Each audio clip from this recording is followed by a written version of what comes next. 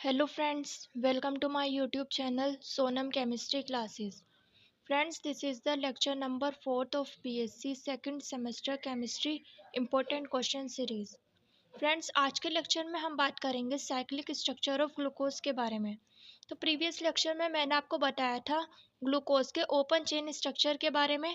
तो अगर आपने वो वीडियो नहीं देखा है तो मैं रेकमेंड करूँगी कि पहले आप वो वीडियो देख लें ताकि आपको ये टॉपिक और अच्छे से समझ आ सके। तो उस लेक्चर में मैंने आपको बताया था कि ग्लूकोज की स्ट्रक्चर को सबसे पहले फिशर प्रोजेक्शन की हेल्प से बनाया गया, जो देखने में कैसी थी, एक ओपन चेन स्ट्रक्चर थी। अब ये जो ओपन चेन स्ट्रक्चर थी इसमें काफ़ी कमियां थी, जिन्हें किसने सॉल्व किया? साइक्लिक स्ट्रक्चर की हेल्प से क्या करा गया, उसे सॉल्व किया गया। तो जैसे कि हम बात करें उसके पहले ड्रॉबैक की, तो ओपन चेन स्ट्रक्चर के अकॉर्डिंग हमारा जो ग्लूकोज होता है, ग्लूकोज के अंदर क्या होता है, एक फ्री एल्डिहाइड ग्रुप होता है। यानी कि ये वाला जो ग्रुप होता है हम जानते हैं, इससे बोलते हैं हम एल्डिहाइड ग्रुप। ये क्या है? ग्लूकोज की ओपन चेन स्ट्रक्चर है। अब ये जो एल्डिहाइड ग्रुप अगर इसमें प्रेजेंट है तो इसका मतलब कि इसे एल्डिहाइड टेस्ट देना चाहिए। लेकिन एक्सपेरिमेंटली जब हमने ग्लूकोज का एल्डिहाइड टेस्ट कराया तो ग्लूकोज ने एल्डिहाइड टेस्ट नहीं दिया। तो इसका मतलब ये है कि ग्लूकोज में जो हमें ये एल्डिहाइड ग्रुप दिखाई दे रहा है, एक्चुअली ये इस तरह से फ्री एल्डिहाइड की फॉर्म में प्रेजेंट नहीं होता है। यहाँ पर क्या होता है, ये कुछ और इसकी रिप्रेजेंटेशन होगी। वही रिप्रेजेंटेशन हार्वर्ड ने बनाई और उसे ही नाम दिया गया साइक्लिक स्ट्रक्चर ऑफ ग्लूकोज में। लेक्चर में हम यही बात करेंगे कि कैसे हम ओपन चेन स्ट्रक्चर को साइक्लिक स्ट्रक्चर में कन्वर्ट करते हैं। तो हार्वर्ड ने बताया कि ये ओपन चेन स्ट्रक्चर तो होती है, लेकिन ये ओपन चेन स्ट्रक्चर काफ़ी अनस्टेबल होती है, जिसकी वजह से ग्लूकोज क्या हो जाता है, अपनी साइक्लिक स्ट्रक्चर में कन्वर्ट हो जाता है। अब यहाँ पे साइक्लिक स्ट्रक्चर भी दो टाइप की पाई जाती है, अल्फ़ा और बीटा फॉर्म। तो सबसे पहले हम इसके इंट्रोडक्शन के बारे में बात करेंगे। तो फ्रेंड्स, यहाँ पर लिखा है the cyclic structure of glucose forms a stable six-membered ring pyranose where the aldehyde group at carbon number first reacts with the hydroxyl group at carbon number 5, creating a hemiacetal linkage and new chiral center called the anomeric carbon। तो ये क्या लिखा है, इसका मतलब आप समझते हैं। तो यहाँ पर मैंने क्या बनाई है, ओपन चेन स्ट्रक्चर बनाई है। तो फ्रेंड्स, हम जानते हैं कि जो हमारा कोई भी मॉलिक्यूल होता है, मॉलिक्यूल इस तरह से स्टेशनरी फॉर्म में नहीं होता है। यानी कि ये क्या करता रहता है, थ्री डायमेंशनल स्पेस में रोटेट करता रहता है। तो ये मॉलिक्यूल भी हमारा क्या होता रहेगा, बैंड होता रहेगा, रोटेट होता रहेगा। अब मैंने अभी आपको बताया कि ये जो ओपन चेन स्ट्रक्चर होती है काफ़ी अनस्टेबल होती है।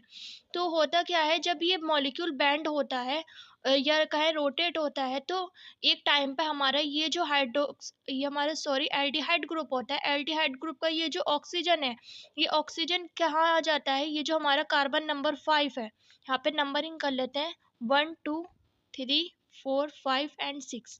तो जब ये क्या होता है, मॉलिक्यूल बैंड होता है, तो ये वाला जो एल्डिहाइड ग्रुप का ऑक्सीजन है वो कहाँ जाता है, एक टाइम पे कार्बन नंबर 5 के हाइड्रोक्सिल ग्रुप के पास आ जाता है।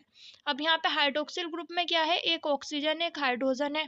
तो हम जानते हैं कि जो ऑक्सीजन होता है, ऑक्सीजन बहुत ज़्यादा रिएक्टिव होता है हाइड्रोजन के साथ। तो जहाँ भी उसे हाइड्रोजन मिलता है वो बहुत जल्दी हाइड्रोजन के साथ रिएक्ट कर लेता है, क्योंकि ये क्या है, हमारी एक अनस्टेबल स्ट्रक्चर है। तो इसमें भी क्या होगा, ये ऑक्सीजन काफ़ी ज़्यादा रिएक्टिव होगा। तो यहाँ पर ये ऑक्सीजन क्या करता है, हाइड्रोजन के साथ बॉन्ड बना लेता है।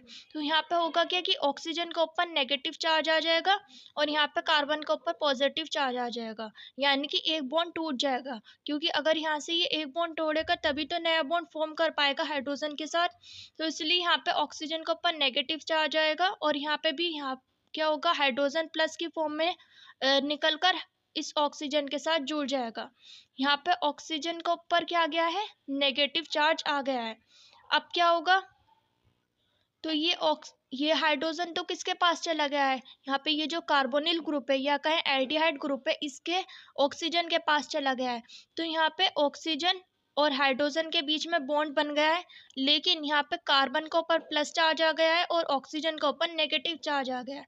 तो अब ये क्या होगा, ये अनस्टेबल होगा। अब ये अनस्टेबिलिटी को दूर करने के लिए क्या करेगा, ये प्लस इस ऑक्सीजन के ऊपर जो माइनस है उससे रिएक्ट कर लेगा, और जैसे ही रिएक्ट करेगा तो इनके बीच में भी बॉन्ड बन जाएगा। अब क्योंकि हम देख रहे हैं कि ये कार्बन नंबर फर्स्ट है, ये कार्बन नंबर 5 का ऑक्सीजन है, तो इस वजह से यहाँ पे एक साइकिल फॉर्म हो जाएगी, क्योंकि ये क्या हो गया है, पूरा बंद हो गया है। इधर से ये पूरा एक साइक्लिक स्ट्रक्चर बन गई है और ये क्या हो गया है, पूरा रिंग बन गई है।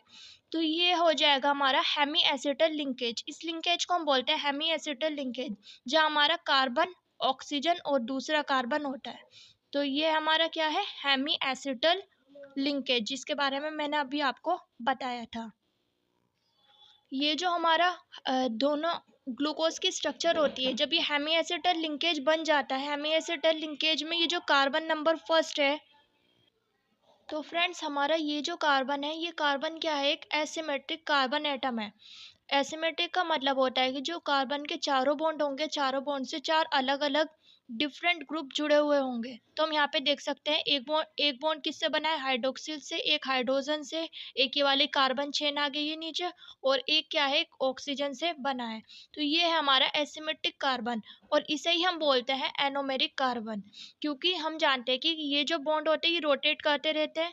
तो एक एक टाइम पे क्या होगा कि ये बॉन्ड रोटेट होगा, तो ये बॉन्ड क्या हो जाएगा, इस साइड आ जाएगा। तो यहाँ पे ये हाइड्रोक्सिल ग्रुप इस साइड आ गया और हाइड्रोजन इस साइड आ गया है। तो इसी की वजह से इसका एक आइसोमर फॉर्म हो जाएगा, जिसे हम बोलते हैं बीटा फॉर्म। फ्रेंड्स, अब बात करते हैं कि जो अल्फा फॉर्म है और ग्लूकोज की बीटा फॉर्म है, उसमें क्या डिफरेंस होता है। तो हम यहाँ पर देख रहे हैं कि हाइड्रोक्सिल ग्रुप इस साइड है और ये बीटा फॉर्म में ये हाइड्रोक्सिल ग्रुप इस साइड है।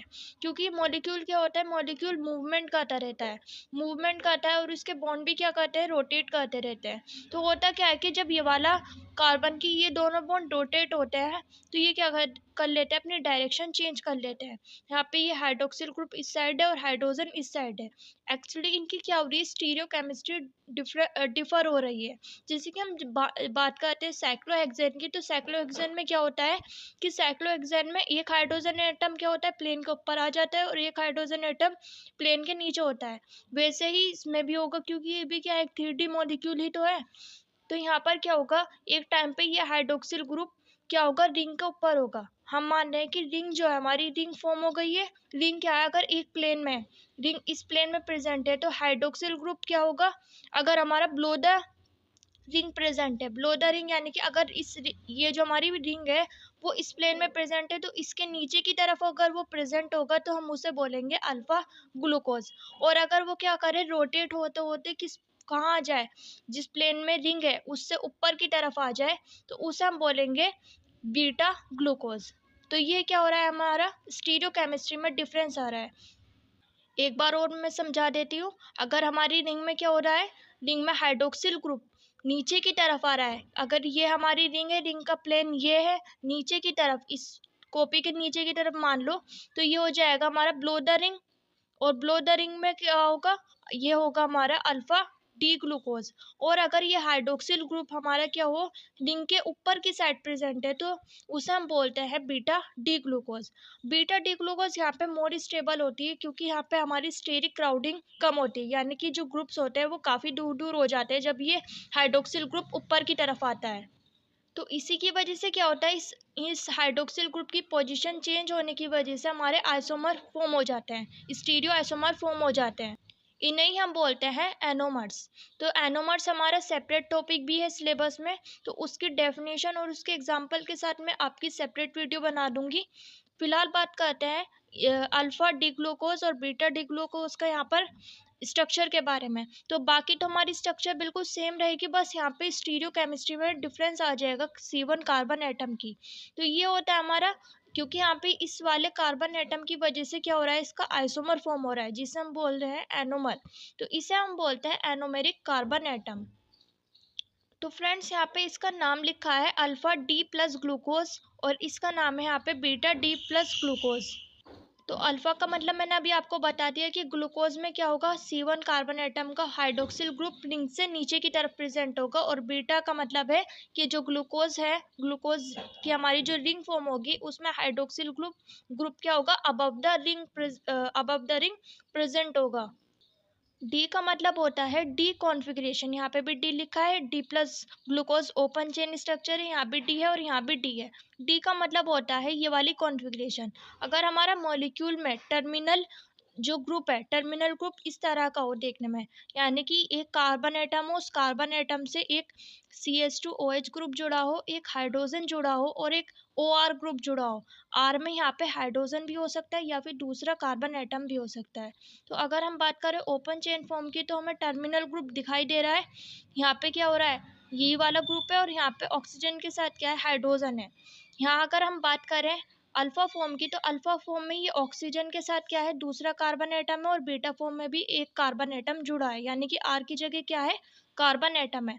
तो ये जो कॉन्फ़िगरेशन होगी मॉलिक्यूल में, उसे हम बोलेंगे डी कॉन्फ़िगरेशन। अगर उस मॉलिक्यूल में इस तरह की कॉन्फ़िगरेशन, इस उस तरह का टर्मिनल ग्रुप हमें देखने को मिल रहा है, तो हम उसे उसमें क्या करेंगे, उस मॉलिक्यूल के नाम में डी को ऐड कर देंगे, या कहें डी कॉन्फ़िगरेशन हम उसे बोलेंगे।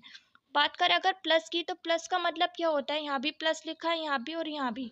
प्लस का मतलब होता है कि ये जो ग्लूकोज है, ग्लूकोज का अगर हम एक्वस सॉल्यूशन बनाएंगे, तो वो क्या करेगा, अगर उस एक्वस सॉल्यूशन से हम प्लेन पोलराइज लाइट पास करें, तो वो क्या हो जाएगी, राइट डायरेक्शन में रोटेट हो जाएगी।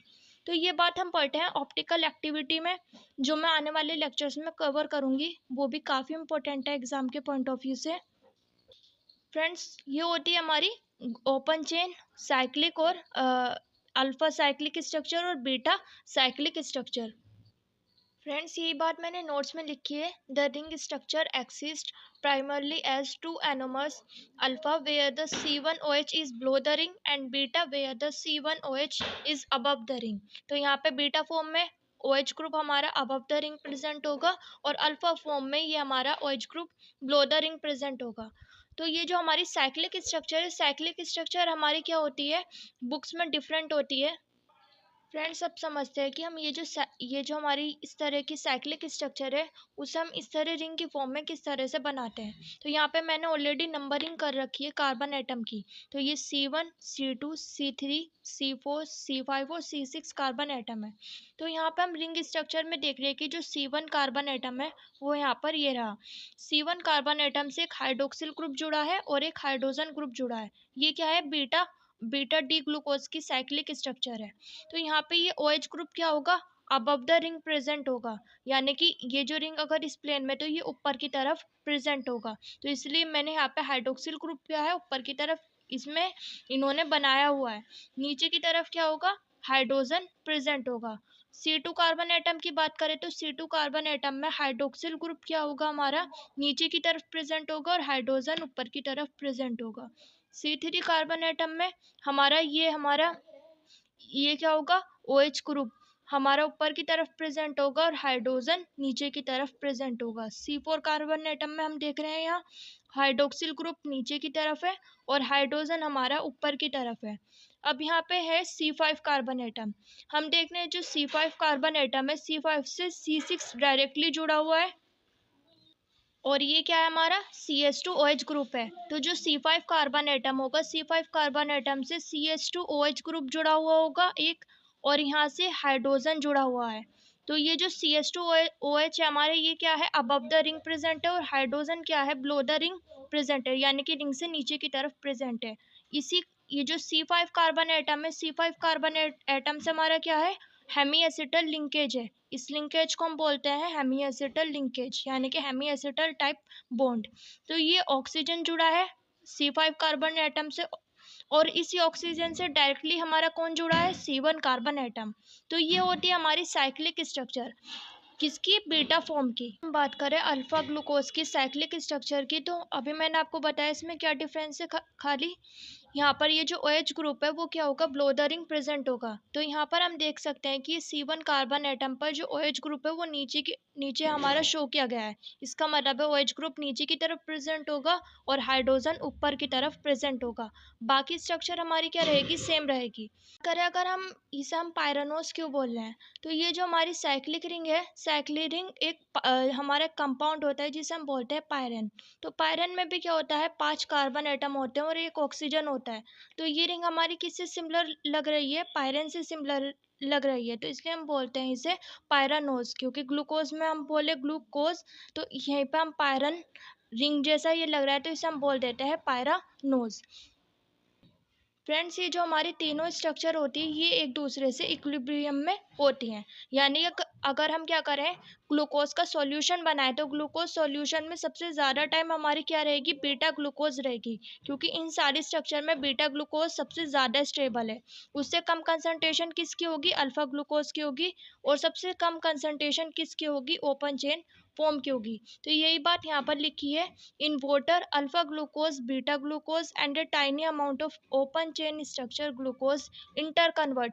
यानी कि ये सारी स्ट्रक्चर हमारी एक दूसरे में क्या होती रहती है, इंटर कन्वर्ट होती रहती हैं। इस प्रोसेस को हम बोलते हैं mutual rotation to reach a stable equilibrium. यानी कि इक्विलिब्रियम से पहले सबसे ज़्यादा कंसंट्रेशन किसकी होगी, बीटा की होगी, then alpha and then open chain form, with the beta form being slightly favoured. यानी कि बीटा फॉर्म क्या होगी, सबसे ज़्यादा स्टेबल होगी। तो फ्रेंड्स, ये होती है हमारी साइक्लिक स्ट्रक्चर ऑफ ग्लूकोज और Harvard projection of glucose. Next lecture में हम बात करेंगे फ्रक्टोज और उसकी केमिकल प्रॉपर्टीज़ के बारे में। That's all for today.